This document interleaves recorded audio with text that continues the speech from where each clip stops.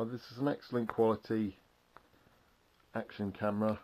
It's got a digital zoom feature so you can get in closer to the action. It's got excellent optics. It's a little bit more expensive than some of the cheaper action cameras you see, but obviously it's not anywhere as near as expensive as a GoPro. So at the minute we're going to show you a demo. This is an illuminator, an infrared illuminator that you can get on our store. So this isn't included. We'll just hold this below the camera. So when we drop the lights, you'll be able to see what the images look like in complete darkness. So again, in comparison to a GoPro, you've got comparable footage at night time, night vision footage, great exposure level there.